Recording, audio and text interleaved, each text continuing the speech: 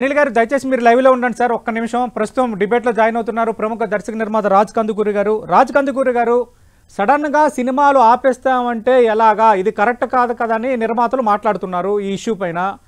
మనకు లైవ్ లోనే ఆల్రెడీ ఉన్నారు ఫెడరేషన్ ప్రెసిడెంట్ గా ఉన్న వల్లభనేని అనిల్ గారు. 6 నెలల నుంచే మేము ఇది చెబుతూనే ఉన్నాము, డిస్కస్ చేస్తూనే ఉన్నాము. ఆగస్టు 1లోగా మీరు నిర్ణయం ప్రకటించకపోతే మేము షూటింగ్లకి రాము అని స్పష్టంగా చెప్పాము. సడన్గా ఈ రోజు నిన్న మొన్న అర్ధరాత్రి నుంచి తీసుకున్న నిర్ణయం కాదని అనిల్ గారు అంటున్నారు. దీనిపై మీరేమంటారు సార్? అంటే ముందుగా కార్మికులు కానీ, లేకపోతే నిర్మాతలు కానీ, లేకపోతే దర్శకులు కానీ అంతా ఒకటే కుటుంబం. అందులో there is no second thought. అయితే ఏదైతే ఇప్పుడు ఈ ప్రాబ్లం అంతా ఒక కుటుంబం అయినప్పుడు కూర్చొని మాట్లాడుకోవాలి కదా. కమిషనర్ దగ్గరికి వెళ్ళటము, మళ్ళీ బయట బహిరంగంగా మాట్లాడుకోవడం కరెక్ట్. యాజ్ అ నిర్మాత మేమేమో గవర్న్ బై ఫిలిం ఛాంబర్ కానీ, ప్రొడ్యూసర్ కౌన్సిల్ కానీ. బట్ డెఫినెట్లీ నాకేంటంటే నేను కార్మికులతో నేను ఖచ్చితంగా ఉంటాను. వాళ్ళ కష్టం ఉంది. ఇప్పుడు ఏదైతే షూటింగ్ ఆగిపోయిందో, ఆగిపోవడం మనకన్నా కూడా వాళ్ళకి ఎక్కువ లాస్ అండి. ఎందుకంటే డైలీ వేజెస్ చేసే వాళ్ళు ఎంత స్ట్రగుల్ అవుతున్నారు. ఇప్పుడు ఫర్ ఎగ్జాంపుల్ అక్కడ 1000 మంది వర్కర్స్ ఉంటే అందరికి 1000 మందికి ఉపాధి లేదండి. 500 మందికో 600 మందికో 300 మందికో ఉండొచ్చు, కానీ డైలీ అందరికి ఉండకపోవచ్చు. అవును. అటువంటి పరిస్థితిలో షూటింగ్ లేదనుకోండి, మరింత కష్టం కదా. ఇప్పుడు ఈ పరిస్థితి వాళ్ళు కూడా కావాలని చేసింది అయితే కాదు 100%. ఇందాక ఇప్పుడు అనిల్ గారు చెప్తుంది ఇప్పుడే విన్నాను నేను. మేము 6 months నుంచి ఉన్నాం, నోటీస్ కూడా చూపిస్తున్నాను అంటున్నారు. అది కరెక్టే. కానీ ఏదైతే దీన్ని ఇప్పటిదాకా అయినా కానీ చిరంజీవి గారు సాయంత్రం స్పందించిన విషయం అయితే ఇది డెఫినెట్ గా 2-3 days లోపల ఒక కొలికి రాకపోతే నేను వస్తానన్నారు. మరి కోమటిరెడ్డి వెంకటరెడ్డి గారు ఏమో ఢిల్లీ నుంచి నేను రాగానే దీని మీద నేను అటెండ్ అవుతానన్నారు.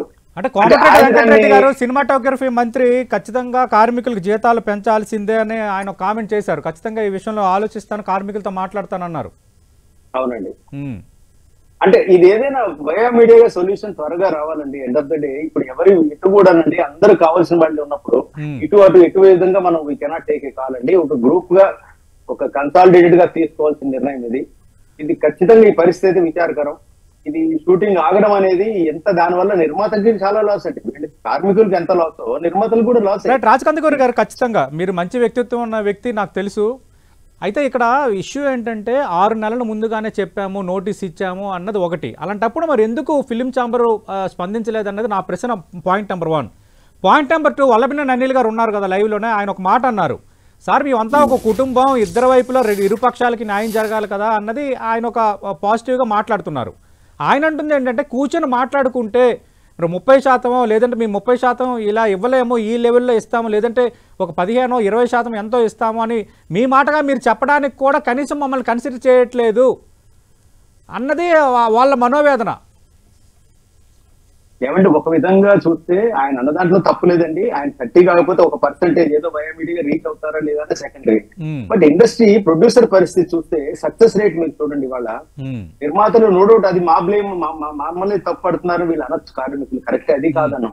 ఆయనకి రకరకాల క్వశ్చన్లు వస్తున్నాయి. హీరో రెమ్యూనరేషన్ అంటున్నారు, ప్రొడక్షన్ కాస్ట్లు పెంచామంటున్నారు. అలా at the same time minister గారు ఏమన్నారు, మరి టికెట్ రేట్ అడిగితే పెంచుతున్నాం కదా, వీళ్ళకి పెంచచ్చు కదా అని ఆయన అన్నారు.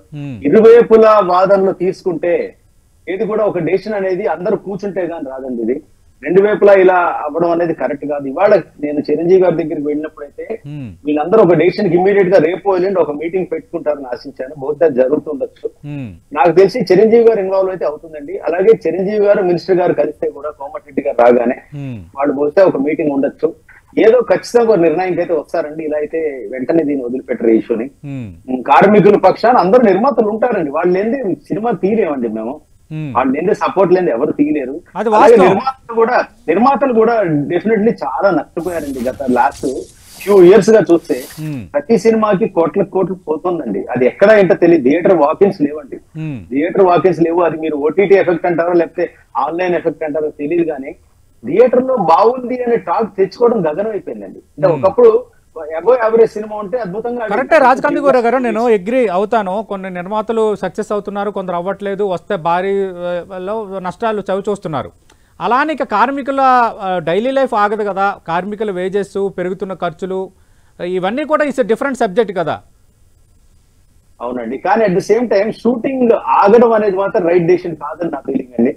దీనివల్ల ఇరు పక్షాలు నష్టపోతున్నాయండి. We have to see that both sides losing. Shooting ఆపడం కరెక్ట్ కాదు, కరెక్టే. మేము 6 నెలల నుంచి చెబుతున్నాము, మధ్యలో 2-3 సార్లు కలిసాము, కొద్ది రోజుల కిందట కూడా మళ్ళీ చెప్పినా కూడా రెస్పాండ్ కాలేదు కాబట్టి విధిలేని పరిస్థితుల్లో మేము వెళ్ళామని చెప్తున్నారు. రైట్, అంటే మీ సమస్యలు మీకున్నాయి, వాళ్ళ సమస్యలు వాళ్ళకున్నాయి. అంటే ఎక్కువగా వాళ్ళ బాధపడుతుంది ఎక్కడంటే, ఒకటి పిలిచి మాట్లాడలేదు అన్నది ఒకటి, రెండోది ఐటీ వాళ్ళకంటే ఎక్కువ జీతాలు ఉన్నాయనటాన్ని సమర్థిస్తారా? ఎందుకంటే అది తప్పు కదా. ఐటీ ఎంప్లాయీస్ జీతాలు ఏ లెవెల్లో ఉన్నాయో మీకు తెలుసు, నాకు తెలుసు. కానీ ఆ లెవెల్లో సినీ కార్మికుల జీతాలు ఉంటే ఇంతవరకు పరిస్థితి ఎందుకు వస్తుంది అనేది పాయింట్ నెంబర్ 1. నెంబర్ 2, సినిమా అయినన్న రోజులు మాత్రమే వాళ్ళకి చెల్లిస్తారు.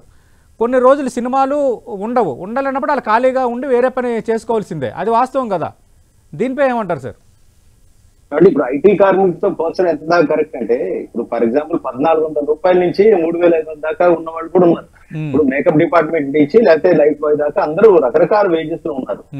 ఇది మీరు త్రూఅవుట్ ది ఇయర్ వేసుకుంటే ఒక 5 లక్షల రూపాయలు సంవత్సరానికి సంపాదించి ఐటీ ఎంప్లాయీతో కలపచ్చేమో, అంటే ఈక్వల్ ఏమో అనుకోవచ్చేమో. అలా అని చెప్పి వాళ్ళు ఇప్పుడు అనిల్ గారు చెప్పినట్టుగా త్రూఅవుట్ ది ఇయర్ వాళ్ళకి ఉండదు కదా. ఉన్నాము. నేను ఇందాక మీతో మాట అన్నాను, 1000 మంది ఉంటే 1000 మందిలో 500 మందికి పని ఉండొచ్చండి. షూటింగ్స్ తగ్గుతున్నప్పుడు, నిర్మాతలు నష్టపోతున్నప్పుడు, ప్రతి నిర్మాత పేమెంట్ లో ఒక్కసారి ఇబ్బంది పడుతున్నప్పుడు సినిమాలు తీయడానికి ముందుకే రాలేదనుకోండి, ఎండ్ ఆఫ్ ది డే వీళ్ళకి నేర్చుకున్నది గత 20 సంవత్సరాలుగా ఒక మేకప్ లోనో లేకపోతే కెమెరా డిపార్ట్మెంట్ లోనో పనిచేసే వాళ్ళు వేరే వాళ్ళే ఇంకో ఉద్యోగం చేయలేరు కదా, మెకానిక్ షాప్ లోనే ఇంకెక్కడో చేయలేరు కదా. ఇదే నమ్ముకుని ఉన్నప్పుడు దీన్నే నమ్ముకుని, ఈ క్రాఫ్ట్ నే నమ్ముకుని మనం ఉండాలి. ఇదంతా ఒకటే కుటుంబం అండి. I strongly believe and feel that దీంట్లో ఏమన్నా సమస్యలు ఉంటే, అంటే ఇటువంటి ఆగడం పరిస్థితి కాకుండా ఇంకేదైనా అయి ఉండాల్సింది అంటే నా ఉద్దేశం. వీళ్ళే చిరంజీవి గారు ఎవరో పెద్ద మనిషిని, సార్ మేము ఇలా చేయకపోతే మాకు ఇంకో మార్గం లేదు, మేము ఆపేయాల్సి వస్తుంది అని ముందే చెప్పుకుని ఉంటే బాగుండేదేమో. అనిల్ గారు దీనికి మీరే సమాధానం చెప్పాలి. మరి అలా ఇక్కడ దాకా రాకుండా ఏదైనా ఒక ఆన్సర్ ఇచ్చి ఉంటే బాగుండేది. అంటే ఎవరికి ఇబ్బంది అవ్వకూడదని నా ఉద్దేశం. షూటింగ్ ఆగిపోవడం అంటే బయట నుంచి వచ్చిన ఆర్టిస్టులు ఇక్కడ హోటల్లో పెట్టామనుకోండి, ఇప్పుడు నేనే షూటింగ్ ఆపేశానండి మొన్నటి నుంచి. షూటింగ్ చేస్తున్న వాళ్ళని, హోటల్లో పెట్టిన వాడిని వాళ్ళు మళ్ళీ వెనక్కి చెన్నై పంపాలో లేకపోతే ఎక్కడికో పంపాలో లేదో తెలియదు, హోటల్ కంటిన్యూ చేయాలో తెలియదు. ఇటువంటి ప్రాక్టికల్ ఇబ్బందులు అండి. అది ఇంకా కానీ పెద్ద స్కేల్ సినిమాలు అయితే మరీనండి ఇటువంటి ఇబ్బంది చాలా మంది ఫీల్ అవుతున్నారు. ఏదైనా సొల్యూషన్ రావాలండి త్వరలో. ఎవరు బోత్ సైడ్స్ కష్టపడుతున్నారు, స్ట్రగుల్ అవుతున్నారు. దీనికి నాకు తెలిసి చిరంజీవి గారు ఇన్వాల్వ్ అయ్యారు, రేపు మినిస్టర్ గారు వస్తారు, వెంటనే ఒక సొల్యూషన్ దొరుకుతుందని స్ట్రాంగ్ గా నమ్ముతున్నానండి.